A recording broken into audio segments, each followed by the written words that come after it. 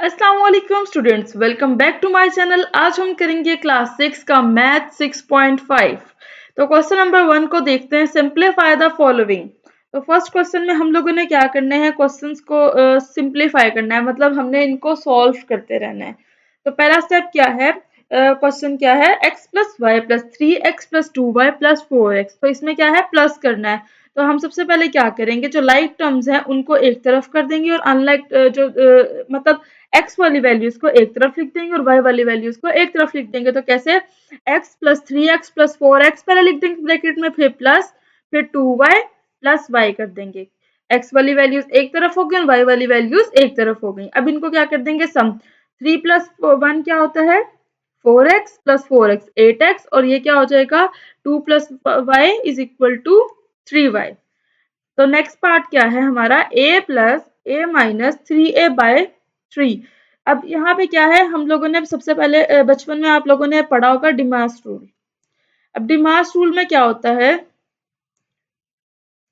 D का मतलब होता है डिवीजन, एम का मतलब होता है मल्टीप्लाई, ए का मतलब होता है एडिशन, और सब्ट्रैक्ट का मतलब होता है माइनस। ठीक है, एस का मतलब है सब्ट्रैक्शन।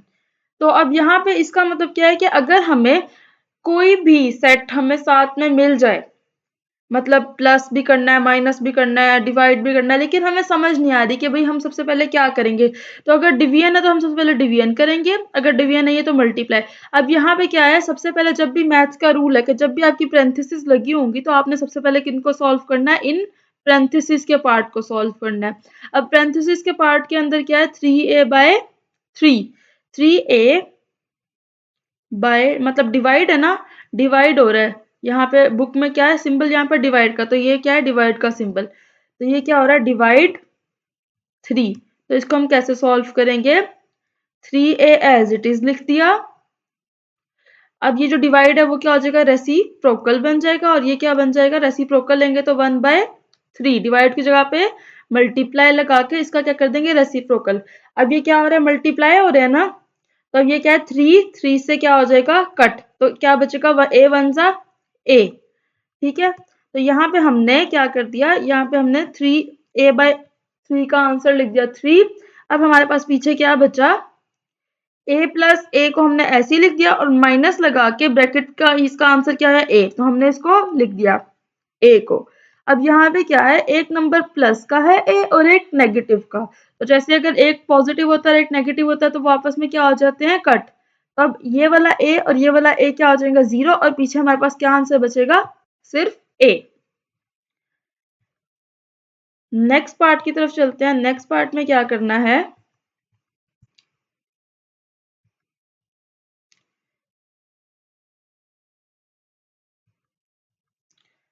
नेक्स्ट पार्ट में क्या है, 3a plus 1/3 multiply b plus 3, फिर कर्ली ब्रैकेट है, फिर a प्लस, फिर पेरेंथेसिस है 2b minus a plus 4b multiply 3, और parenthesis of and curly bracket भी ऑफ।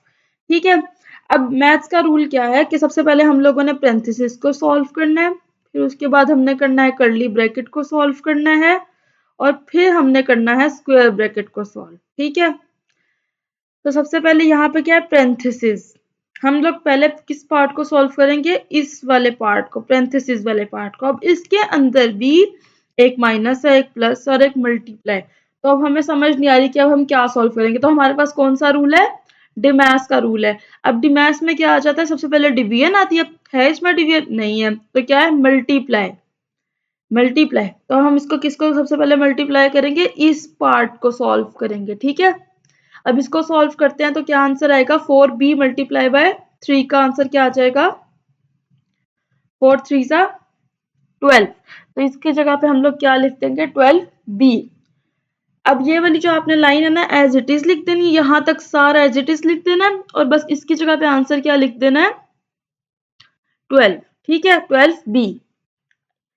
अब यहाँ पे हम लोग इसको रिप्लेस कर देते हैं, इस वाले पोर्शन की जगह पे, किस वाले की जगह पे, हमने इसका आंसर निकाला है ना, तो इसकी जगह पे हमने क्या लिख दिया, अब 12b। अब बाकी स्टेटमेंट एज इट इज लिख देंगे और इसकी जगह पे 12b लिख देंगे। ठीक है, अब क्या करेंगे, पैरेंथेसिस के बाद क्या बचा, यहाँ पे 12b आ गया ना, तो अब हम इस पार्ट को सॉल्व करेंगे, ठीक है। तो यहाँ पे क्या है 2b minus a plus 12b, और अब इसको सॉल्व करते हैं। 4b, ये 2b प्लस 12b क्या बन जाएगा 14b, और minus a as it is आ जाएगा। अब इस पूरी पैरेंथेसिस की जगह पे क्या लिखेंगे हम 14b माइनस a। अब ये वाली जो हमारी पैरेंथेसिस है वो सॉल्व होगी। अब हम सॉल्व करेंगे किसको, उससे बड़ी ब्रैकेट को, मतलब कर्ली ब्रैकेट को। तो अब ये यहाँ पे क्या आ गया है, इस पूरे की जगह पे हम क्या लिख सकते हैं ये, ठीक है। अब क्या है ये, अब इसको सॉल्व करते हैं। स्टेप 3 में a प्लस इसको लिख देंगे, ठीक है। तो अब a plus 14b minus a, अब इसको हमने खोला, a प्लस 14b, ये माइनस a और प्लस से आपस में कट हो गए, और पीछे क्या बचा 14b।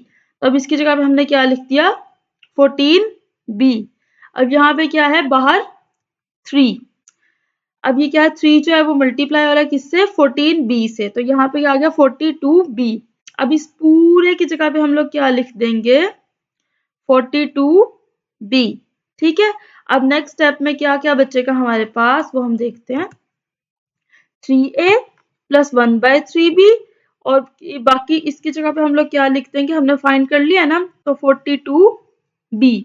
अब इसको सॉल्व करते हैं। 3a और ये जो 42 1/3 और 42 का हमने यहाँ पे क्या ले लिया एलसीएम, एलसीएम लेंगे तो इसको हम लोग सॉल्व कर देंगे। तो हमारे पास क्या आएगा 3a प्लस 127/3। तो एलसीएम कैसे लेंगे हम लोग, मैं आप लोग को दिखा देती हूँ।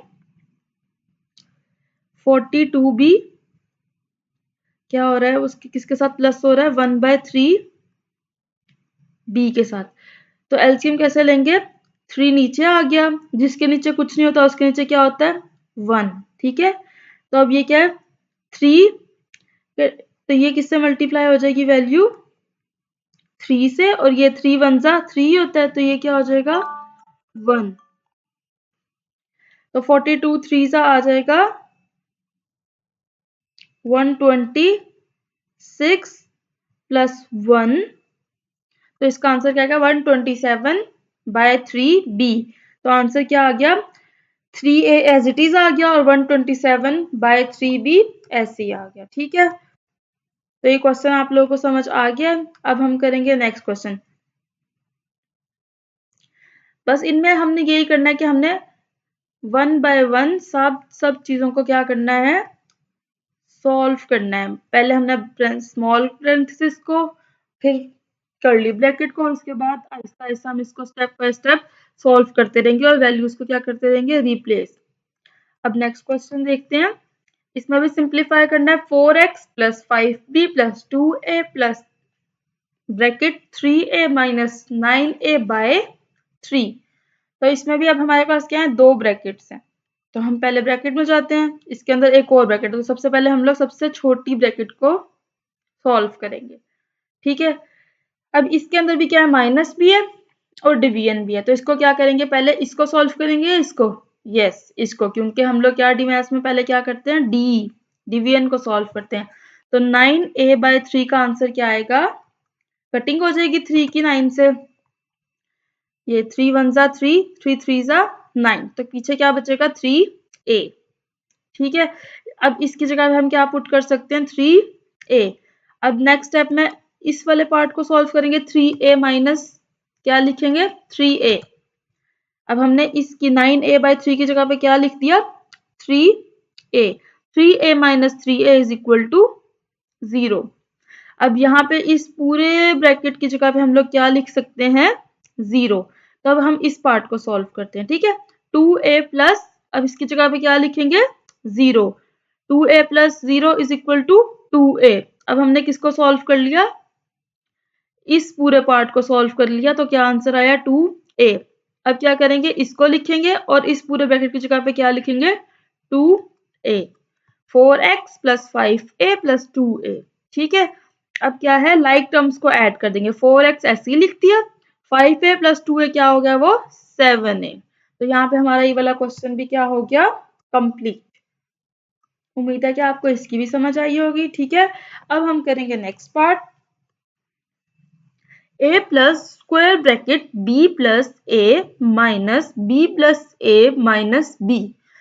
अब इसमें भी क्या है, पहले स्क्वायर ब्रैकेट है और फिर पेरेंथेसिस। तो क्या सॉल्व करेंगे, पहले पेरेंथेसिस को। इसमें से अब हम पहले प्लस करेंगे या माइनस करेंगे? यस, इसमें से ये प्लस हो नहीं सकता, ठीक है, ए प्लस बी ऐसे ही आ जाएगा।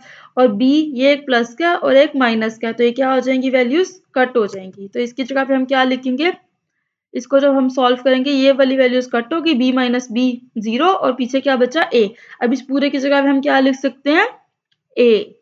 ठीक है, अब नेक्स्ट पार्ट में अब हम किसको सॉल्व करेंगे, इस पार्ट को, इतने स्क्वायर ब्रैकेट को सॉल्व करेंगे। तो कैसे करेंगे इसको सॉल्व, पहले हमने a माइनस ए को सॉल्व कर लिया और प्लस बी हमने इसमें ऐड कर दिया। मतलब देखो मैं आपको लिख के दिखाती हूँ, ये सॉल्व किया ना हमने b प्लस ए और इसकी जगह पे हमने क्या लिखा, इस पूरे पार्ट की जगह पे हमने क्या फाइंड कर लिया था, सॉल्व करके a।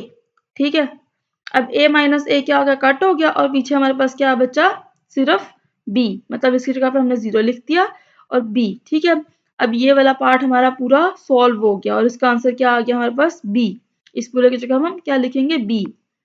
अब क्या बचा, a प्लस यहाँ पे क्या आ जाएगा, b। तो टोटल क्या बचा हमारे पास, a प्लस b। तो ये हमारा क्या आ गया, फाइनल आंसर। अब हम करते हैं नेक्स्ट पार्ट। नेक्स्ट पार्ट में क्या है, कर्ली ब्रैकेट है, फिर स्क्वायर पेरेंथेसिस है, फिर 2x plus 4y plus 2z, फिर माइनस ब्रैकेट के बाहर क्या है, minus 3y plus 2x minus 12y। क्या सॉल्व करेंगे, सबसे पहले पेरेंथेसिस को, इसको। अब इसको सॉल्व कर सकते हैं, नहीं भाई, क्यों कर सकते हैं, क्योंकि भाई इसको हमने सॉल्व कर दिया तो आंसर क्या आएगा, 2x प्लस 4y, क्योंकि इसमें कुछ ऐड कर ही नहीं सकते हम लोग। तो हमने इसको सॉल्व किया, ऐसे ही लिख दिया, साथ में इसको सॉल्व किया, ये भी ऐसे ही आ गया। अब क्या होगा, ये ब्रैकेट क्या हो जाएगी, ओपन। अब हम इस पूरे की जगह पे सिर्फ ये लिखेंगे, अब ये वाली वैल्यू लिखेंगे और ये वाली वैल्यू लिखेंगे। ठीक है, अब क्या किया, आपकी समझ के लिए जो मैंने सेमीकोलन से पहले लिखा हुआ है, ये आपकी समझ के लिए लिखा हुआ है। आपने अपनी बेशक अपनी नोटबुक पे आप लोग ये ना मेंशन कीजिएगा, ठीक है। 2x plus 4y minus 3y plus 2z is equal to 2x plus y plus 2z। हमने क्या किसको सॉल्व कर दिया, लाइक टर्म्स को एक तरफ लिख दिया और अनलाइक टर्म्स को एक तरफ लिख दिया। अब हम बारी बारी सॉल्व कर रहे हैं, पहले इसको, फिर इसको ऐड करते जाएंगे, फिर इसको ऐड करते जाएंगे, एक एक नंबर को हम ऐड करते जा रहे हैं। ठीक है, तो यहाँ पे आंसर आ गया 4y माइनस 3y का प्लस वाई। अब किसको प्लस ऐड कर देंगे, प्लस 2x को हमने इसमें ऐड कर दिया। ठीक है, जब हमने इसको ऐड किया तो हमारे पास, हमने फिर से इसको अरेंज किया, लाइक टर्म्स बनाई, 2x plus 2x plus Y minus 12y और प्लस z। ठीक है, तो ये इसका आंसर क्या आ गया, 4x minus 12y 11y plus 2z।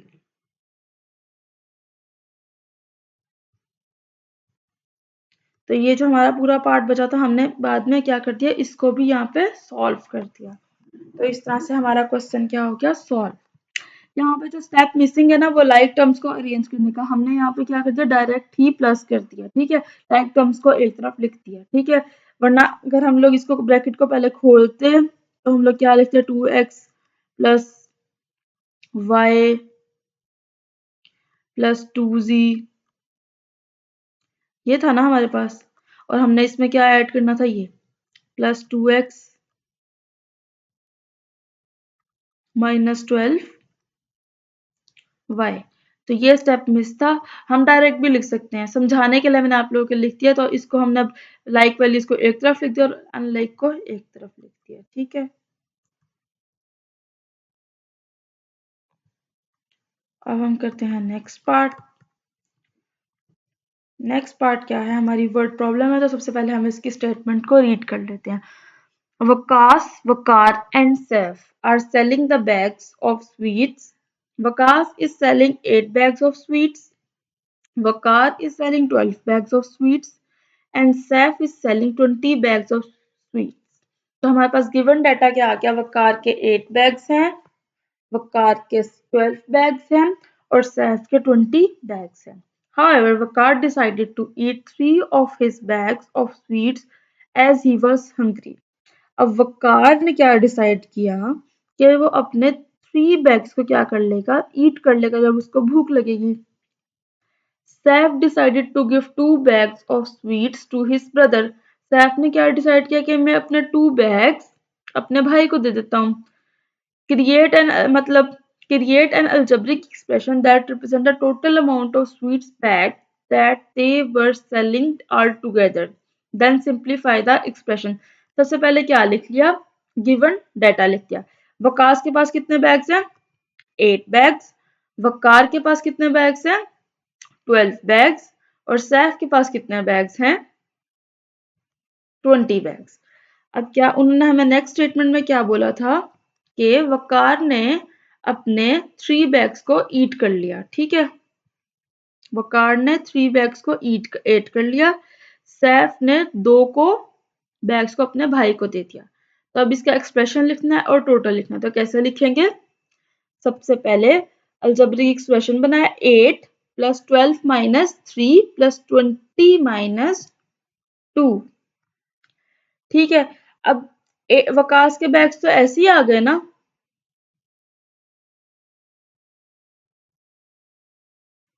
और वकार के जो बैग्स थे उसने क्या किया, सॉरी एक सेकेंड, यस वकार डिसाइडेड, मुझे लगा कि वकास ने कहा, किसने कहा है, वकार ने अपने 3 बैग्स क्या कर लिए हैं, 8 कर लिया, और सैफ ने 2 बैग्स माइनस कर दिए, अपने भाई को दे दिए। तो हम क्या क्या माइनस करेंगे, वकास ने तो कुछ भी नहीं ना किया था, अपने उसके पास 8 बैग्स थे तो उसने अपने 8 बैग्स को ऐसे ही रखा था। अब वकार ने जो क्या किया था, 3 बैग्स 8 कर लिए थे। ठीक है, तो 8 ऐसे ही लिख दिया, प्लस ऑल टुगेदर लेना ना हम लोगों ने, मतलब टोटल बैग्स लिखने ना, तो कितने कितने बचेंगे। तो 12 हमने वकार के बैग में से कितने बैग उसने ईट कर लिए थे, 3। तो 12 में से क्या कर दिया, 3 को माइनस कर दिया। प्लस अब सैफ ने क्या किया था, 2 बैग्स अपने ब्रदर को दे दिए थे। तो 20 में से कितने बैग्स माइनस करने हैं, 2। ठीक है, अब इसको देखते हैं हमने लिखना कैसे है। अब इसको हमने क्या कर देते हैं, हम बैग्स को b से रिप्रेजेंट कर देते हैं, bags is equal to b।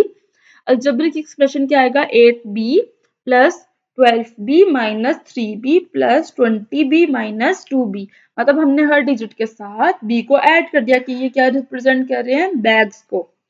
अब इसको हम सिंप्लीफाई करेंगे क्योंकि उन्होंने हमें क्या कहा, पहले आपने इसका अलजेब्रिक एक्सप्रेशन लिखना है और उसके बाद आपने इसका टोटल लिखना है। तो टोटल फाइंड आउट करने के लिए क्या करेंगे, 12b माइनस 3b को सॉल्व किया तो क्या आंसर आया यहाँ पे, 9। और 20 में से हमने 2 माइनस किए तो 18। अब इन सबका सम ले लेंगे, 8 प्लस 9 प्लस 18 इज इक्वल टू 35 बैग्स। यहाँ पे हमारे जो 6.5 है वो हाफ कंप्लीट हो गए। नेक्स्ट वीडियो में हम लोग इसकी बाकी एक्सरसाइज को कंप्लीट करेंगे। Thanks for watching my video.